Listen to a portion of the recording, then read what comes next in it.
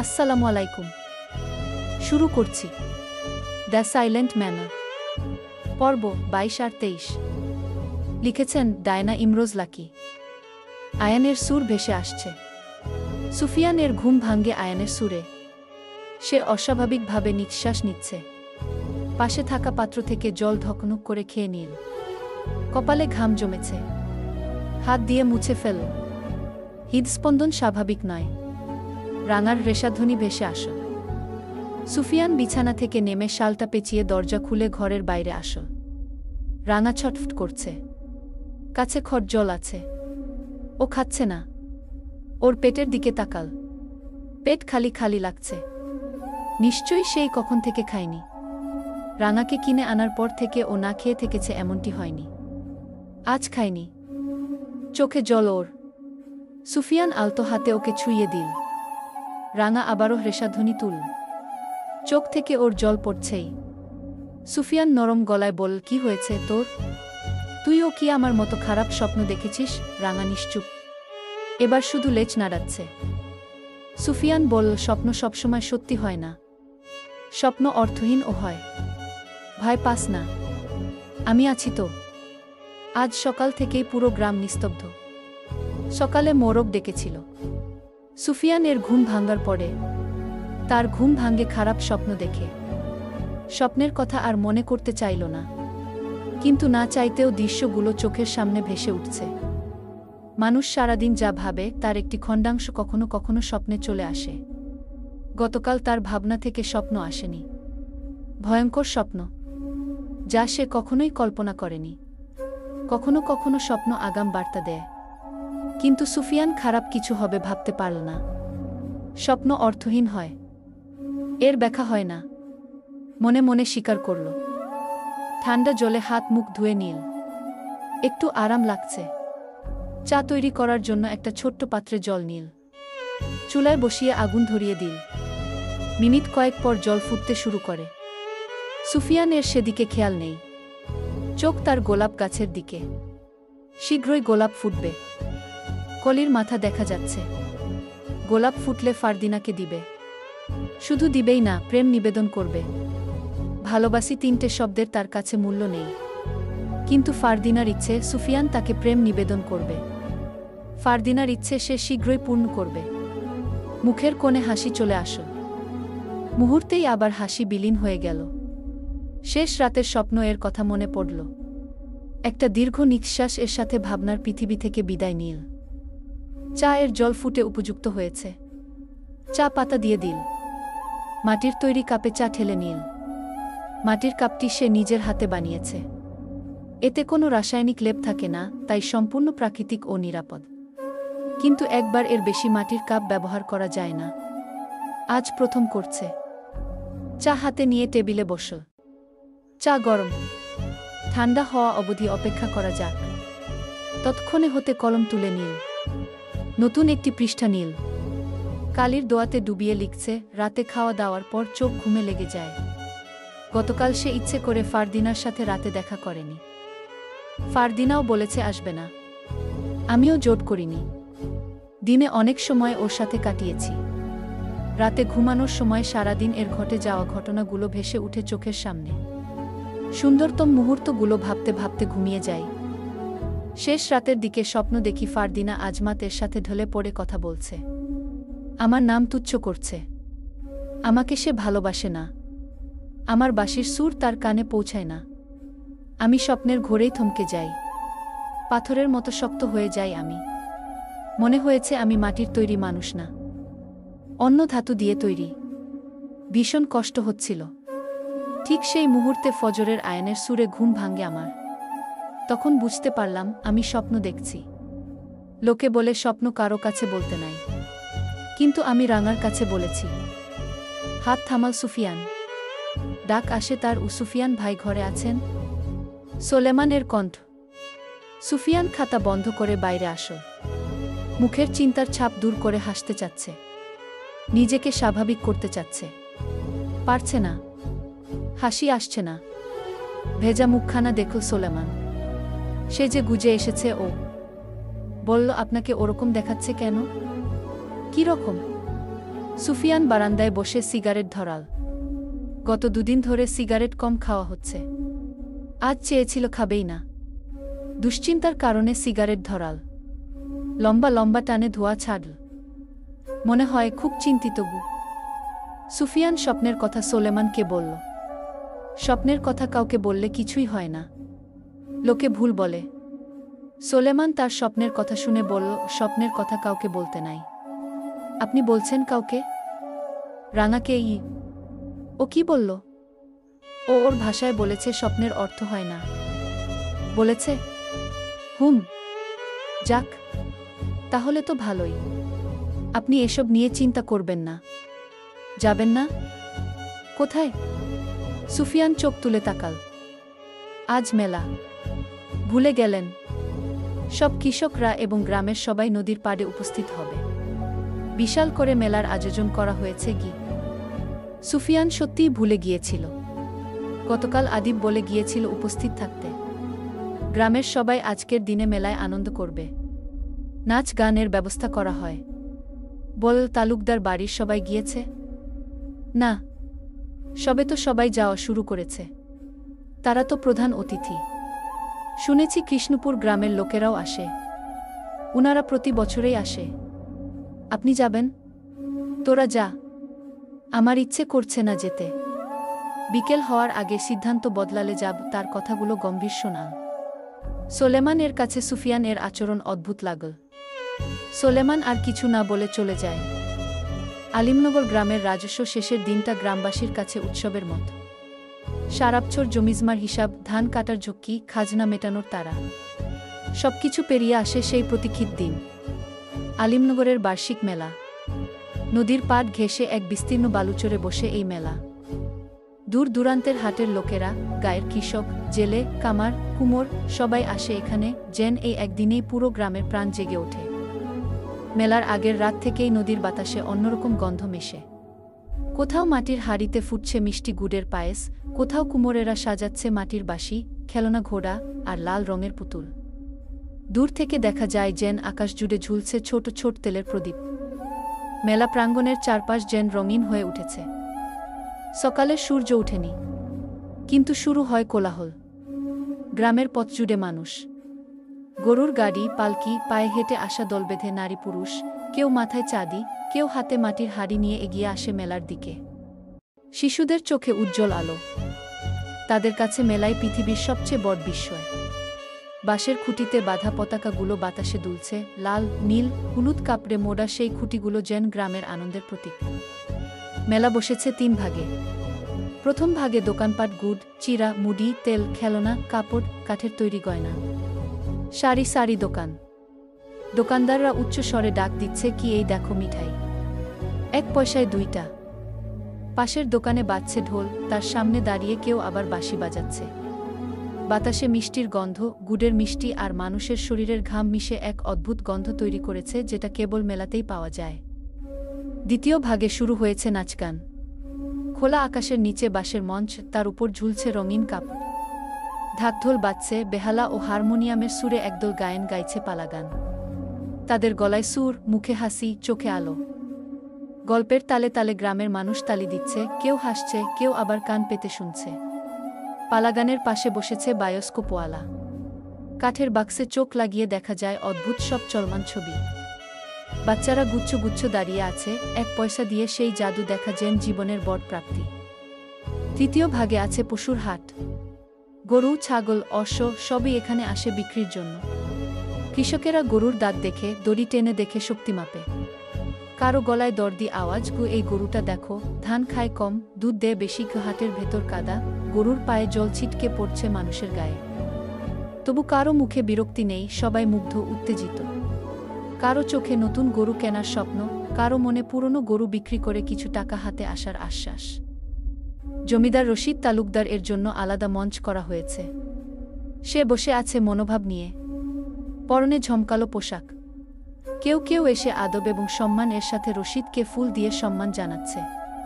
পেছনে দাঁড়িয়ে অনুচারীগণ চোখ ঘুরিয়ে চারদিকে দেখছে। রায়ান, সায়েম, আরিব একসাথে বসে গল্প করছে। ফারদিনা ও ঝিলমিল পাশাপাশি বসা। গ্রামের ছোট বড় অনেকেই ফারদিনার রূপ দেখছে। সচরাচর তালুকদার বাড়ির মেয়েকে কেউ দেখে না, আজ দেখছে।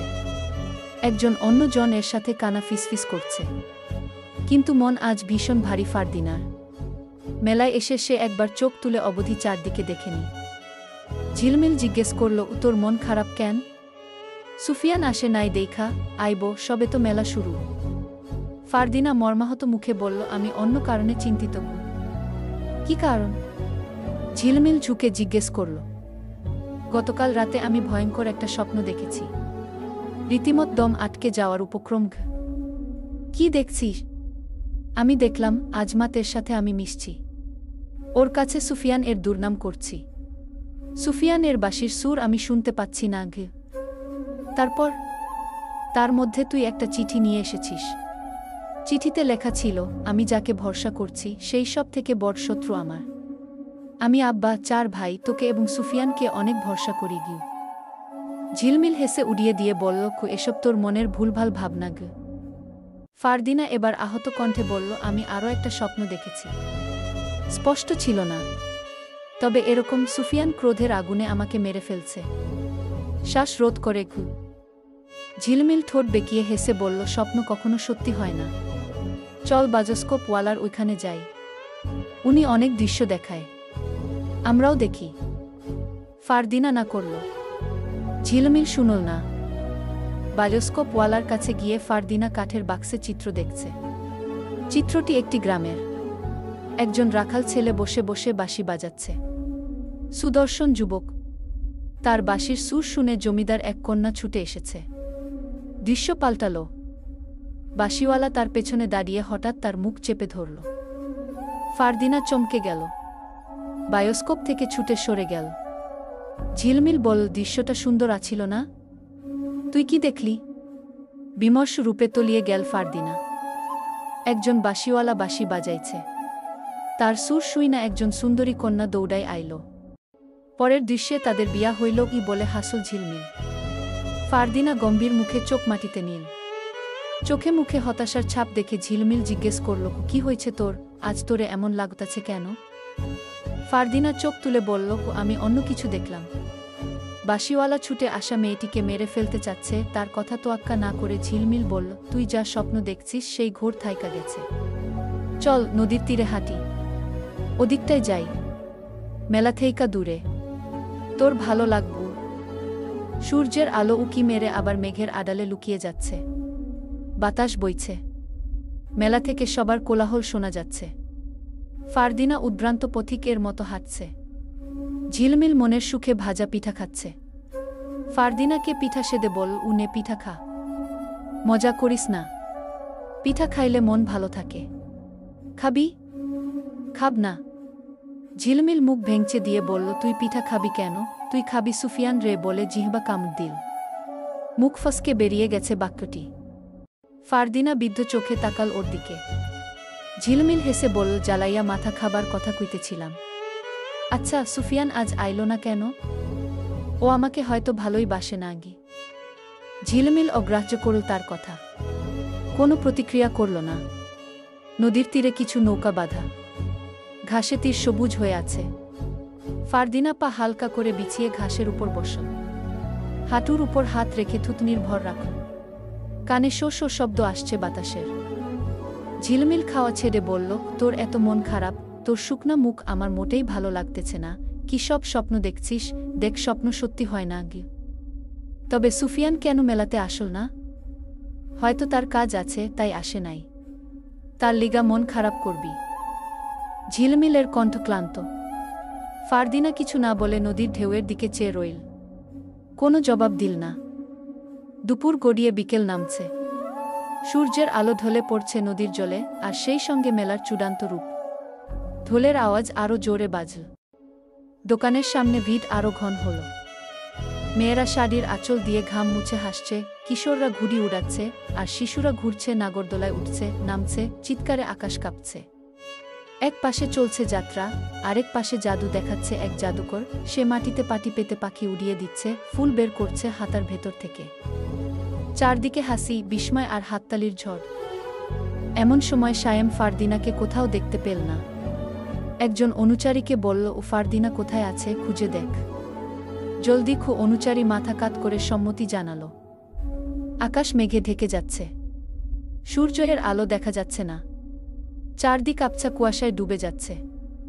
ঝিলমিল ফারদিনাকে বলল, তুই সুফিয়ানকে অনেক ভালোবাসো তাই তো? ফারদিনা নিচু কণ্ঠে হুম শব্দ করে উত্তর দিল। সুফিয়ান আসে নাই বইলা তোর মন খারাপ? মাথা আওড়ালো হু। এখন যদি দেখোছ সুফিয়ান তোর পাশে? নির্বিকার প্রশ্ন ঝিলমিলের। ফারদিনা আত্মবিশ্বাসের সাথে বলল, আসবে না। আমাকে ও ভালোবাসে না। তুই নিশ্চিত? তা নয়তো কি?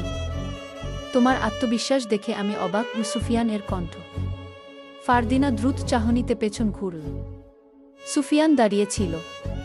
এরপর ফারদিনার পাশে বসল। ফারদিনা চোখ বট করে থু হয়ে তাকিয়ে রইল। ঝিলমিল হেসে বলল, আমি তারে দেখাই তোরে এই প্রশ্ন করছি। দূর থেইকা অশ্ব নিয়ে আইতে দেখছি। আমারে ইশারায় তোরে কইতে মানা করছে কি? ফারদিনা মুখের হাসি ইচ্ছে করে লুকালো। হাসি চেপে রাখাও কষ্টের। সে বুঝতে দিবে না সে খুশি হয়েছে সুফিয়ানকে দেখে। ঝিলমিলের দিকে ঘুরে বলল, তুই আমার সাথে মজা করেছিস না, এর শোধ নেবগু। সুফিয়ান বলল, ওর দোষ নেই, আমাকে বকগি। ফারদিনা কিছু বলল না। ঝিলমিল বলল, আমি দূরে যাই, তোরা কথা ক। ফারদিনা এখন রেগে নেই, কিন্তু চোখের সামনে ভেসে উঠছে রাতের স্বপ্ন, কঠিন স্বপ্ন। তখন থেকেই তার ভেতরে ভয়, আতঙ্ক বিরাজ করছে। সুফিয়ানকে বলা দরকার নাকি সে চিন্তা করবে? আবার ভাব, সে হয়তো অগ্রাহ্য করে উড়িয়ে দিবে, বলবে স্বপ্ন কখনো সত্যি হয় না। স্বপ্নের ঘোর কেটে গেলে ভয়ও কেটে যাবে। সে বলতে চাইল না। মন খারাপ? সুফিয়ান বিমর্ষ কণ্ঠে জিজ্ঞেস করল। না গি, চুপ করে আছো যে, আমার সাথে কথা বলবে না? ফারদিনা দু চোখ সহ ভ্রু কুচকে কিঞ্চিত বিস্ময়ে তাকাল সুফিয়ানের দিকে। সুফিয়ানের কণ্ঠে যেন আজ রেশ নেই। বড্ড ক্লান্ত দেখাচ্ছে তাকে, নিষ্প্রাণ দেখাচ্ছে তার মুখখানি। সুফিয়ানের চেহারার সাথে এরূপ অভিব্যক্তি যেন কিছুতেই যাচ্ছে না। সুফিয়ান ফারদিনাকে চুপ থাকতে দেখে বলল, আজ ময়না পাখি শান্ত কেন? এত চুপচাপ ক্লান্ত চেহারা তোমার সাথে যাচ্ছে না? ফারদিনা এখন আর একটু দ্বিধায় পড়ল। তার ভাবনার সাথে সুফিয়ান এর ভাবনার সাথে কিভাবে মিলল? তার ভাবনার শহর থেকে যেন সুফিয়ান তাকে পাল্টা প্রশ্ন করল। ফারদিনা বলল, তুমি আসতে দেরি করেছ তাই মন খারাপ? মেয়েরা মিথ্যা বললে ওদের চোখ তা বলে দেয়া। তুমি মিথ্যা বলছ। আমি আসাতে দেরি করেছি, এর জন্য একটু মন খারাপ হয়েছে, কিন্তু তুমি বিষণ্ণতায় ভুগছ মেয়ে কি? ফারদিনা কিছুতেই স্বপ্নের কথা বলতে চাইছে না। এখন কি জবাব দিবে? মাথা নিচু করে নখ খুঁড়তে শুরু করল। সুফিয়ান শীতের শালটাকে ডান হাতের নিচ থেকে নিয়ে বা কাঁধে রাখল। সিগারেট বের করল। বাতাসে দুবার সিগারেট ধরাতে ব্যর্থ হয়, তৃতীয়বার ধরাতে পারল। ফারদিনার মুখ গম্ভীর। সুফিয়ান ফারদিনার দিকে ঝুঁকে বলল, জানো আমি কি স্বপ্ন দেখেছি? ফারদিনা এবার তীক্ষ্ণ দৃষ্টিতে তাকাল। চোখ মুখে প্রশ্ন ফুটে উঠল। সেও স্বপ্ন দেখেছে। কি দেখেছে? ফারদিনা আগ্রহ প্রকাশ করে বলল, কি দেখেছ? তুমি ধলা বিলাই এর সাথে প্রেম করছ, আমার সাথে বেইমানি করেছ, আমার বাঁশির সুর শুনতে পাওনি। কি? থেমে গেল সুফিয়ান, দৃষ্টি নদীর ওপারে। ফারদিনা বলল, তারপর? সুফিয়ান সিগারেটের ধোঁয়া ছেড়ে বলল, কি বাকিটা আবছা আবছা দেখেছি, তবে মনে হচ্ছিল আমি তোমাকে মেরে ফেলছি বলে আওয়াজ করে হেসে উঠল। ফারদিনার কাছে এই হাসি রহস্যময় মনে হল। বলল, হাসছ কেন? সুফিয়ান মোহময় কণ্ঠে বলল, স্বপ্নরাও স্বপ্নে আমাদের স্বপ্ন এর জগৎ নিয়ে খেলা করে। নয়তো যে মানুষটাকে সবচেয়ে বেশি ভালোবাসি তাকে কি কখনো নিজের হাতে মারা যায়? ফারদিনার দুচোখে আতঙ্ক ছড়িয়ে জল জমল। ধোপ গিল। দুজন মানুষ একই দিনে একই স্বপ্ন কিভাবে দেখল? সে যেন প্রশ্নের জগতে হারিয়ে গেল।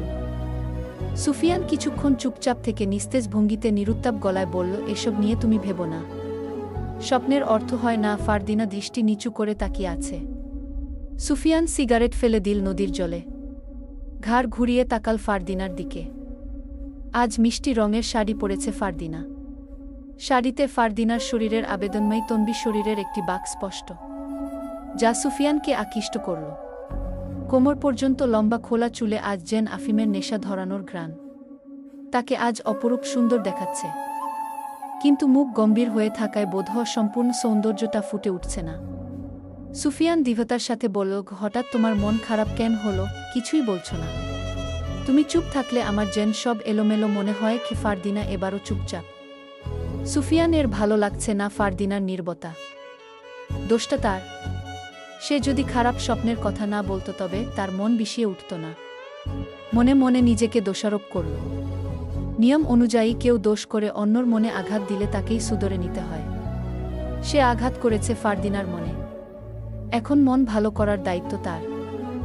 সুফিয়ান গলা পরিষ্কার করে বলল, তুমি কথা না বললে নদীতে ঝাঁপ দেব, গভীরতায় ডুবে মরে যাব। তোমার কষ্ট হবে না? ফারদিনা কোনো প্রতিক্রিয়া করছে না। ভুলভাল উপায় মনে হচ্ছে। এই উপায় মন ভালো না, বরং খারাপ হয়ে যাচ্ছে। প্রিয় মানুষটা জলে ডুবে মরে যাবে? এটা কেমন উপায়? এটা কোনো মাধ্যম এর মধ্যে পড়ে না মন ভালো করার। সুফিয়ান নিজেই নখ খুঁড়তে শুরু করল। তারপর ভেবে বলল, আমি একটা সিদ্ধান্ত নিয়েছি। আমার বিয়ের পর আমরা শীঘ্রই বাচ্চা নেব। মেয়ে বাচ্চা? মেয়েই হবে। দেখো, লাল টুকটুকে মেয়ে। তোমার মতো সুন্দরী, তোমার মতো নাক, তোমার মতো চুল, তোমার মতো তেজ, সব তোমার মতো হবে।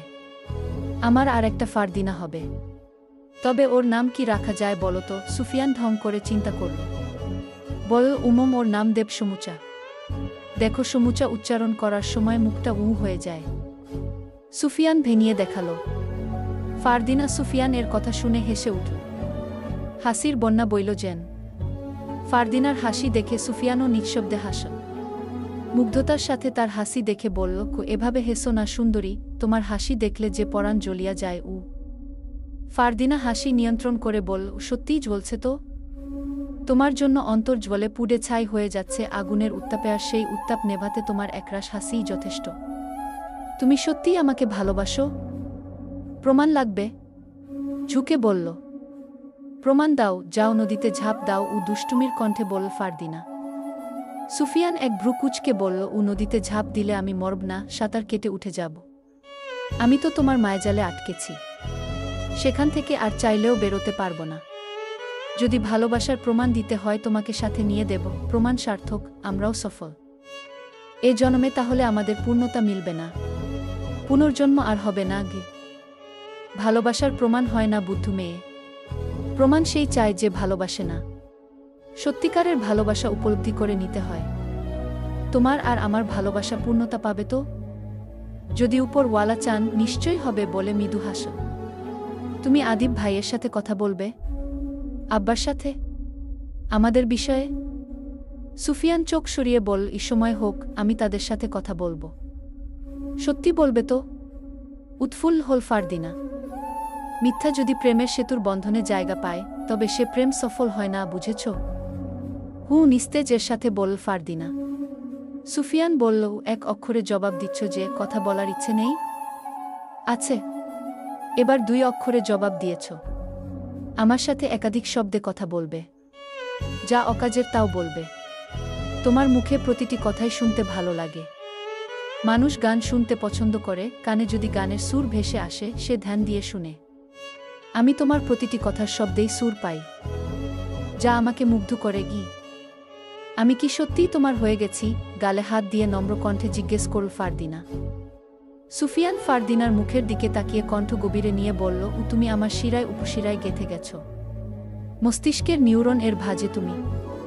মানুষ তাই জীবন থেকে সরাতে পারে যার সাথে দেহের সম্পর্ক থাকে। আত্মার সাথে সম্পর্কিত সম্পর্ক কখনো ছিন্ন হয় না। আর যদি মরে যাই?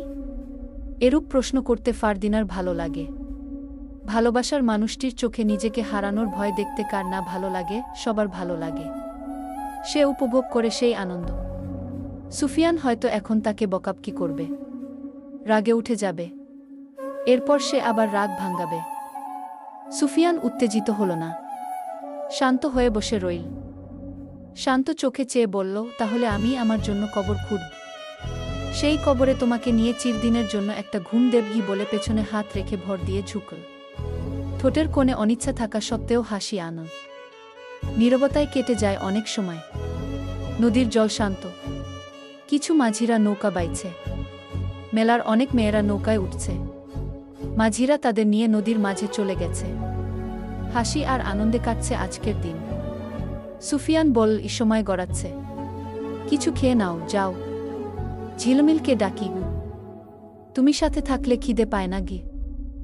সুফিয়ান কিছুটা ধমকের সুরে বলল, নাটক বন্ধ কর, চোখ মুখ শুকিয়ে গেছে, তুমি মেলার দিকে চলে যাও। তুমি আসবে না? তোমার সঙ্গে যাব না, পরে যাব। যদি চলে যাও? যাব না, নদীর তীরে ভালো লাগছে, কিছুক্ষণ বসে থাকি, এরপর আসব। সুফিয়ান এর মুখে উদ্বিগ্নতা। ফারদিনা সুফিয়ান এর অভিব্যক্তি দেখে কিছু বলল না। তাকে রাগানোর জন্য এবং মেলায় নেয়ার জন্য বলল, তুমি না আসলে আমি আজমাত এর সাথে কথা বলবো। ঘুরব। সুফিয়ান চোখে অগ্নিময় ভাব নিয়ে তাকালো ফারদিনার দিকে, বলল, ওই বেটাকে আমি সত্যি সত্যি জলে ডুবিয়ে মারব। তুমি কি সেটা চাও? আমি কথা বলবো, ওর দোষ কোথায়? তোমাকেও ডোবাবো। তুমি যা পারবে না তা বলো না গি। সুফিয়ানের রাগ হলো। আজমাতের জন্য প্রসঙ্গ পাল্টে যাচ্ছে। রাগ দেখাতে চাচ্ছে না, কিন্তু না চাইতেও মুখের রং পাল্টে গেল। নিজেকে কয়েক সেকেন্ড এর জন্য নিয়ন্ত্রণ করে বলল, খুব ভালোবাসা বিষের চেয়েও বিষাক্ত। এই বিষ যে একবার পান করে সে এমন কিছু নেই যা পারে না আগে। তার মানে তুমি আমাকে মেরে ফেলবে? সুফিয়ান এবার পুরোপুরি রেগে গেল। বসা ছেড়ে উঠে দাঁড়ালো। ফারদিনাও দাঁড়ালো। সুফিয়ান চোখ চওড়া করে বলল, অপ্রীতিকর ভাবনা কেন তোমার? ভাবনাটাকে বদলে শুভ কিছু ভাবো। তোমাকে মারব কেন? তোমার জন্য দরকার হয় অন্য কাউকে মারব, এটা ভাবতে পারো। তা রেখে সবসময় উল্টোটা পাবো। তুমি রেগে যাচ্ছ। আমি মেলার দিকে যাচ্ছি, রাগ কমলে এসো। ফারদিনা ঝিলমিলকে নিয়ে ধীরে ধীরে হাঁটতে হাঁটতে মেলার দিকে চলে যায়। ফারদিনা যেতে যেতে পেছন ঘুরে দেখল কয়েকবার। সুফিয়ান দেখছে না তার দিকে, নদীর দিকে তাকিয়ে আছে। কিছু দূর গিয়ে আবার পেছন ঘুরল অনেক আশা নিয়ে। এবার সুফিয়ান এর সাথে চোখে চোখ পড়ল। ফারদিনা একরাশ হাসি দিয়ে চলে যায়। সুফিয়ান ফারদিনার যাওয়ার পানে দেখছে। যতক্ষণ না ফারদিনার ছায়া চোখের আড়াল হল ততক্ষণে অবধি চেয়ে থাকল। রাঙা ঘাস খাচ্ছে। সুফিয়ান ওর কাছে এসে গায়ে হাত বুলিয়ে বলল, বুঝেছিস রাঙা, মেয়ে মানুষকে বোঝানো কঠিন বিষয়, আর আমারটাকে বোঝানো আরও বড় কঠিন কাজ। যা বারণ করব ঘুরে ফিরে সেটাই করবে। ও জানে কোনো কথায় আমি রাগ করব, কোনো কথাটায় ওকে দুটো কথা শোনাবো, আর ও আমার বকাচকা শোনার জন্য আমাকে রাগায়। আমার রাগে আনন্দিত হয়, কিন্তু ও জানে না ওকে হারিয়ে ফেলার কথা শুনলে আমার ভেতরটা কেঁপে উঠে কি। আমার ভেতরটা কেঁপে উঠে রাঙা রেশাধ্বনি তুল লম্বা সুরে। ও যেন বলছে কি, তুমি ঠিক বলেছ, সে বুঝে না গি। দিন ফুরিয়ে সন্ধ্যার প্রহরে মেলা অন্য মুখ নিয়েছে। চারপাশ মশাল লণ্ঠনের আলো উচ্ছ্বসিত হয়ে উঠেছি নতুনভাবে। ভাজা পিঠার গন্ধে চারপাশ মোমো করছে। নাগরদোলা থেকে ঘরোর জাতীয় শব্দ আসছে। তার সাথে নৌকায় লণ্ঠন জ্বালিয়ে দম্পতিরা নদীর ঢেউ উপভোগ করছে। রশিদ তালুকদার বেশ গম্ভীর মুখে বসে আছেন। গাম্ভীর্য এর ব্যাখ্যা তিনিও জানেন না। আজকাল হঠাৎ হঠাৎ যেন তার মন ওঠানামা করছে। এতক্ষণ বেশ আনন্দে ছিল। গ্রামের অনেক মানুষ এসে ভিড় জমিয়েছে, প্রশংসা করেছে। কেউ কেউ অভিযোগও করেছে। অভিযোগ নিয়ে তার মাথা ব্যথা নেই। প্রশংসা যতদিন থাকবে অভিযোগও থাকবে। অন্যর ভালোর জন্য যত করা হবে দিন শেষে কোনো না কোনো কারণে তাদের জন্যই ঠকে যেতেই হবে। এটাই বিচিত্রময় দুনিয়ার একটি অংশ। যেন মানুষের চাহিদা বেশি, যত পায় ততই চায়। দুনিয়াতে সবচেয়ে সুখী মানুষ কারা? যদি প্রশ্ন করা হয় উত্তরে কি মিলবে? দুনিয়াতে সুখী সেই যার চাহিদা কম, যে অল্পতে খুশি হয়। রশিদের কাছে এগো কুদ্দুস এতক্ষণ পিঠা খাচ্ছিল। পিঠার ক্ষুদ্র একটা অংশ দাঁতে ঢুকে পড়েছে। আঙুলের সাহায্যে এনে পুনরায় খেয়ে ফেল। রশিদ বলল, ও অসহ্য, আজকাল তোর ভাবসাব রাক্ষস এর মতো হয়ে গেছে। আপনি কি চান আমি না খেয়ে থাকি? আমি অসুস্থ হলে আপনার সেবা কে করবে? ওই দাসীরা। তুই ভালো করেই জানিস আমার শরীরে কোনো নারীর স্পর্শ কোনোদিন লাগেনি, আর লাগাতেও চাই না আগে। কুদ্দুস মাথা নিচু করে বলল, তাহলে আপনার 4 ছেলে আর মেয়ে আপনার নয়? রশিদ এবার ওর দিকে কটমট করে তাকাল। দাঁতে দাঁত চেপে বলল, আমি দুধ কলা দিয়ে গাধা পুষেছি। ওটা সাপ হবে, গাধা না। কুদ্দুস বলল, মেরে তোর চামড়া তুলে ফেলব। রশিদ আশেপাশে তাকাল। আদিব ওরা এবং অনুচারী সবাই নিজেদের মধ্যে আলাপ আলোচনায় ব্যস্ত। কুদ্দুস বলল, উত্তর পেলাম না। তারা আপনার সন্তান কিনা আমার আগেও সন্দেহ হতো। আপনার মতো আপনার 3 ছেলে হয় নাই। আদিব ভাই একটু শান্ত। আর ফারদিনা? কথা শেষ করতেই রশিদ বলল, ওরা আমারই সন্তান। আমার স্ত্রী ব্যতীত অন্য নারীর ছোঁয়া লাগেনি, আর লাগাবও না। এটাই বলতে চেয়েছি। বুঝেছিস?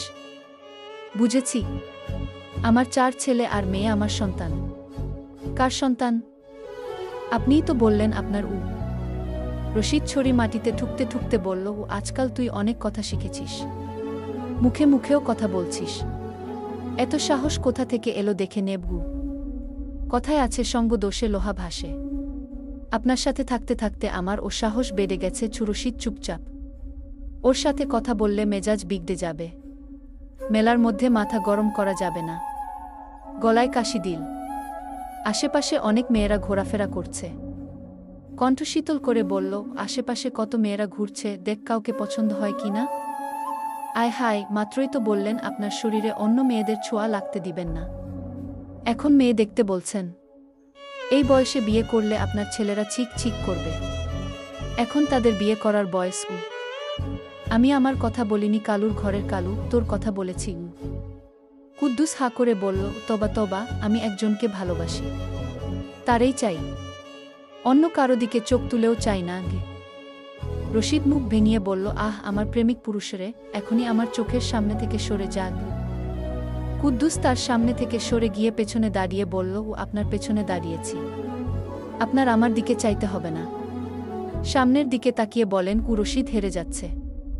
আজ অবধি সে কারো সাথে হেরে যায়নি কথায়।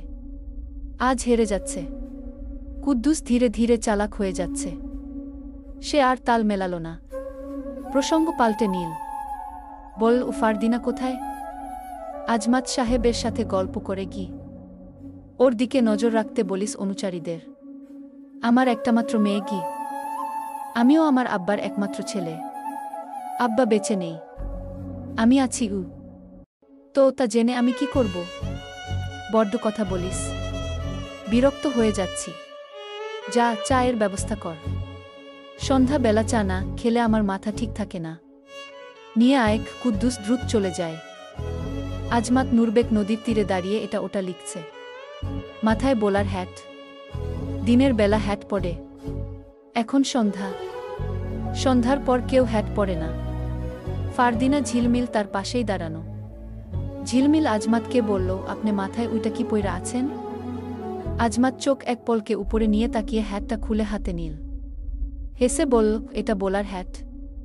দিনে মোটামুটি রোদ ছিল, তীব্র না হলেও রোদ শীতেও আমার সহ্য হয় না, তাই হ্যাট পরেছি। আপনি অনেক ধলা।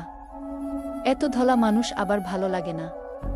আপনারে সবাই কি কয় জানেন? ধলা বিলাই। ফারদিনা আজমাতের আড়ালে চাপা স্বরে হাসল।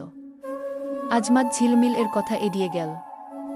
বলল, ফারদিনা, আজ সুফিয়ানকে দেখিনি, সে কেন আসলো না? এসেছিল, বিকেল পর্যন্ত তার সাথে ছিলাম। বলেছে পরে আসবে, এখনো দেখছি না।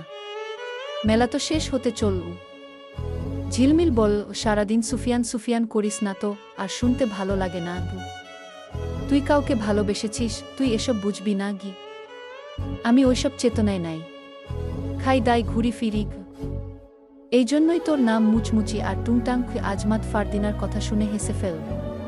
তার হাসির সময় দীর্ঘ হয়। আশেপাশের কিছু মানুষ তাকিয়ে তাকে দেখছে। বিদেশের মানুষ দেখা যায় না সচরাচর। ওরা নিজেদের মধ্যে বলাবলি করছে, কি এই বেড়া হয়তো বাংলা কইতে পারে না। আজমাত ফারদিনাকে বলল, তুমি অনেক মজার মানুষ গো। আপনিও ভালো মানুষ গো। আমার এত প্রশংসা কর না, দেখবে বরফের মতো গলে গিয়েছি। মেয়ে মানুষ এমনিতেই আগুনের মতো, ওদের সংস্পর্শে গেলেই ছেলেরা দুর্বল হয়ে পড়ে গু। ঝিলমিল বল, সবাই পড়ে না। আপনার শরীর দুর্বল, তাই অল্পতেই পইড়া যান। বেশি বেশি বাদাম খাইবেন, দেখবেন আর পড়বেন না। ফারদিনা এবারও হাসল। তার হাসির শব্দ হাওয়াতে উড়ে গিয়ে রায়ান এর কানে পৌঁছাল। রায়ান তার আলোচনা রেখে ঘুরে একবার ফারদিনার দিকে তাকাল। আজমাত ফারদিনা ঝিলমিল একসাথে দাঁড়ানো। আজমাত বলল, তোমার হাসিও সুন্দর। এভাবে কারো সামনে হেসো না। তখন তার কাঁধে কেউ হাত রাখে। হঠাৎ কেউ হাত রাখায় খানিকটা বিচলিত হল। চেয়ে দেখো সুফিয়ান। সুফিয়ানকে দেখে ফারদিনা নিশ্চুপ হয়ে গেল। আজমাতের সাথে কথা বলা সুফিয়ানের পছন্দ না, কিন্তু সে বলছে। ইচ্ছে করেই আজমাতের সাথে কথা বলছিল। সুফিয়ান আজমাতকে লক্ষ্য করে বলল, ফারদিনার হাসি সুন্দর, কিন্তু ও তোমার মায়ের মত। নারী মানেই মায়ের জাতি। আজমাত ভ্রু উঠিয়ে বলল, ও এ কি বলছো? তার বয়স কত কম। আমার মায়ের সাথে তার কোনো মিল নেই। মিল আমি করিয়ে দিচ্ছি। এই দেখো, চোখ, নাক, হাত, চুল যা আছে সব তোমার মায়ের আছে। মনে করে দেখো, মস্তিষ্কে একটু চাপ দাও। ঝিলমিল ফারদিনার কানে কানে ফিসফিস করে বলল, ব্যাটার ঈর্ষা হইতেছে। ভালোবাসার আরেক নাম ঈর্ষা। আজমাত ফারদিনার দিকে একবার, সুফিয়ান এর দিকে একবার চেয়ে বলল, মা। আশ্চর্য ডাক। এই ডাকে কখনোই একজন সুন্দরী নারীকে ডাকা যায় না। সুফিয়ান সবসময় যৌক্তিক কথা বললেও আজ ভুল বলছে। আজমাতের মোটেই ভালো লাগছে না। সুফিয়ান হাত ঘষতে ঘষতে বলল, আচ্ছা, আর একটু সহজ করে দিচ্ছি। মা ডাকটা অদ্ভুত শোনাচ্ছে, তাই না? খালা, চাচি এগুলো ডাকা যায়? কি বলো? আজমাত মাথা আওড়ালো, আচ্ছা। ঝিলমিল বিটবিট করে বলল, কি বেচারা বাঙালির কথার প্যাচ বুঝতেছে না। গি মেলার চারদিক জমজমাট, সবাই আনন্দিত, যে যার মতো আনন্দ করছে, কিন্তু আনন্দ নেই আদিবের মনে। আজও সে নূরজাহান এর অপেক্ষায় ছিল। কোথাও তার দেখা মিলেনি। কৃষ্ণপুর এর অনেকের সাথে দেখা হয়েছে। নূরজাহান এর কথা সাহস করে জিজ্ঞেস করতে পারেনি। সে কেমন আছে? কোথায় আছে? স্বামী সংসার নিয়ে ভালো আছে তো? হয়তো এখন সন্তানের জন্মই হয়ে গেছে। আদিব ভাবছে। সাথে ঘন দীর্ঘশ্বাসের দেখা। আকাশটা ভারী, কারণে না অকারণে বোঝা যাচ্ছে না। ঠিক তেমনি তার মনটাও ভারী। নূরজাহান আসেনি বলে। দেখা হলে আর কি হতো, দুচোখ ভরে একবার দেখত। তার মুখ থেকে শুনতে চাইতো, তুমি সুখে আছো, যতটা সুখে আমি রাখতে চেয়েছিলাম তার থেকে হয়তো বেশিই আছো। ব্যাস, এতটুকু বলার জন্য অপেক্ষা। সন্ধ্যার আকাশে নীলচে ধূসর ছায়া, বাতাসে হালকা শীতলতা। আদিব একদল জড় হওয়া লোকের ফাঁক দিয়ে তাকাল। তাদের ঠিক ওপাশটায় কাউকে দেখা যাচ্ছে। এক অচেনা সুদর্শনা নারী। কালো রঙের শাড়ির উপর হীরক পাথর বসানো। পাথরগুলো মশাল লণ্ঠনের আলো চিকচিক করছে। আদিব ধীরে ধীরে সেদিকে এগোল। অচেনা নারী রানীর বেশে দাঁড়িয়ে রশিদ তালুকদার এর সাথে কথা বলছে। তার পেছনে অনুচারীগণ। আদিব এগিয়ে গেল। অচেনা নারী আর কেউ নয়, নূরজাহান। বহু বছর পর অবশেষে সে তাকে দেখতে পেল। আদিব ঘুরে ঘুরে নূরজাহানকে দেখল। চোখ দুটো অস্বাভাবিকভাবে দৃষ্টি মেলল। নূরজাহান আদিব এর দিকে দেখল না। রশিদ তালুকদার হেসে হেসে কথা বলছে, ভালো মন্দ জিজ্ঞেস করছে, কিন্তু তাদের দেখা সাক্ষাৎ বেশিক্ষণ স্থায়ী হল না। কুদ্দুস এসে হাজির হয়। চোখে মুখে হতাশার ছোঁয়া নিয়ে রশিদ এর কানে ফিসফিসিয়ে বলল, ওইদিকে চলুন, কথা আছে। রশিদ নূরজাহান এর থেকে কিছুক্ষণ এর জন্য বিদায় নেয়। কুদ্দুস এর সাথে নীরব স্থানে চলে গেল। নূরজাহান ও আদিব কণ্ঠে মাত্র কিছু শব্দ, কিন্তু বুকের ভেতর ধুকধুক করছে। নূরজাহান কিছুক্ষণের জন্য স্থির থাকে, তারপর হালকা হাসি ফোটে তার মুখে। আদিব, তুমি? তারা দুজন কিছুক্ষণ চুপচাপ থাকে। বাতাসে শুধু দূরের নদীর ঢেউয়ের কলকল শব্দ। আদিবের চোখে অতীতের ছবি ভেসে ওঠে, যে মুহূর্তগুলো আর কখনো ফিরে আসবে না। স্মৃতির পাতায় গেল না, আর ভেবে কিছু হবে না। তার সামনে থাকা মানুষটা এখন অন্য কারো। বহু বছর হয়ে গেছে, আমি ভাবিনি কখনো তোমাকে আবার দেখব। আদিবের কণ্ঠে মিশ্র অনুভূতি, আশা, ব্যথা আর শান্তি। ভালোবাসার মানুষটি হারিয়ে যাওয়ার পর দেখা না হওয়াই ভালো, এতে যন্ত্রণা বাড়ে। কেমন আছো? আদিব বিমর্ষ কণ্ঠে বলল। এতক্ষণ পরে? এটা তো আমার প্রশ্নের উত্তর নয়। সন্ধ্যা হয়ে গেছে, আমাদের নদীপথে যেতে হবে। আবার কখনো ভাগ্যে থাকলে গল্প করব। এড়িয়ে যাচ্ছ? নূরজাহান চুপচাপ, আদিবের দিকে স্পষ্ট চোখে দেখছে না। কিছুক্ষণ মাটির দিকে দেখছে, কিছুক্ষণ আশেপাশে। আদিব নূরজাহান এর আড়ালে চোখের জল মুছল। চোখ দুটো নিমিষেই লাল হয়ে গেল। আড়ালে মুছলেও নূরজাহান দেখে ফেল। কিন্তু বিশ্বাসটি উপেক্ষা করে বলল, আমি যতক্ষণ তোমার সামনে থাকব তোমার কষ্ট আরও বেড়ে যাবে। আদিব ভেজা চোখেই চোখ মেলে তাকাল। তার সামনে দাঁড়ানো মানুষটিকে নিয়ে সে কত স্বপ্ন দেখেছে। তার সাথে সারাটা জীবন পার করবে, সুখে দুঃখে পাশে থাকবে, একে অপরের হাসি কান্নার সঙ্গী হবে। আজ নূরজাহান ঘর বেঁধেছে ঠিকই, তবে অন্য কারো সাথে। আদিব ভাবতে পারছে না। আমি চলে যাচ্ছি, দেরি হয়ে যাচ্ছে কি? নূরজাহান বলল। নতুন করে যাওয়ার কি আছে, জীবন থেকে তো অনেক আগেই চলে গেছো গু। বাধ্য হয়েছি গু। কে বাধ্য করেছে? সেসব বলতে চাচ্ছি না। আজ দীর্ঘ সময় পার হয়ে গেছে, অতীতের স্মৃতি আর মনে করতে চাই না গি। তোমার স্বামী কেমন আছেন তাকে দেখতে পাচ্ছি না যে। নূরজাহানের উজ্জ্বল মুখটা হঠাৎ করেই শীতল হয়ে গেল, নিঃশ্বাসে ভারী কিছুর আভাস। আদিব বুঝতে পারছে না, অধৈর্য হয়ে জিজ্ঞেস করল, বলো না, সে কেমন আছে? নিশ্চয়ই খুব সুখে আছো, সন্তানের জননী হয়েছ। আর একদিন কথা হবে। আব্বা রাগ করবেন। এমনিতেই অনেক দেরি হয়ে গেছে গি। কি লুকাচ্ছ? তোমার স্বামীর কথা বলতেই তোমার আচরণ বদলাল কেন? বলো, সব কিছু ঠিক আছে তো? নূরজাহান ভাঙ্গা কণ্ঠে বলল, একটা যুদ্ধে সে মারা গেছে গি। মারা গেছে কিভাবে? আশ্চর্য মুখে জিজ্ঞেস করল রশিদ। কুদ্দুস বল, ঘুম। কিছুক্ষণ আগে জায়নবের বাড়ি থেকে একজন লোক আসছিল। সেই বলছে ঝুমকুকে কেউ মেরে বাড়ির সামনে ফেলে গেছে। গঠনমূলক মন্তব্য আশা করছি। মন্তব্য এর বেড়াজালে আটকে ফেলো।